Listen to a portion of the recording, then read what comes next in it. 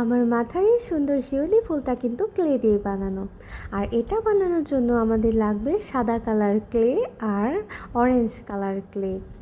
তো প্রথমে হচ্ছে সাদা কালার ক্লেটা আমরা 5 ভাগে ভাগ করে নেব সমানভাবে। তারপরে এটা কিন্তু খুব ইজি, একটু লম্বালম্বি করে হাতের তালুতে নিয়ে তারপরে আঙুলের সাহায্যে একটু চাপ দিলে সুন্দর একটা পাপড়ি শেপ তৈরি হয়ে যাবে। এই পাপড়িগুলো কিন্তু খুব একটা যে সুন্দর মানে একদম হইতে হবে, পারফেক্ট হইতে হবে এরকম কিছু না।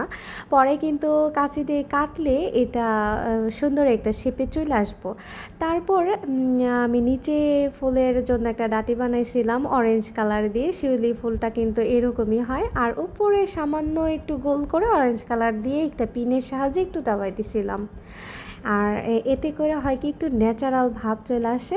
তো একইভাবে আমি আরও 2-3টা ফুল বানিয়ে নেব। তো আপনাদের সুবিধার্থে আমি আরেকবার দেখাই দিতেছি, যার কারণে একই সাথে আমি 2টা বানাইছিলাম, দেখতে পাচ্ছেন। আপনারা চাইলে কিন্তু মাঝখানে ওইখানে গোল অংশটা রাখতেও পারেন, আবার আবার অ্যাডজাস্ট করেও দিতে পারেন। দুটোভাবেই কিন্তু করা যায়। আর এই ফুলটা কিছুক্ষণ শুকানোর পরে বাতাসে এটা কিন্তু অনেকটা রাবারি টাইপ হয়ে যাবে। তারপরে হচ্ছে কেচি দিয়ে কাটতে হবে। প্রথমে কাটতে যায় না, তাহলে কিন্তু একটু আঠা আঠা হয়ে যাবে, যার কারণে পাপড়ির শেপগুলো সুন্দর আসবে না।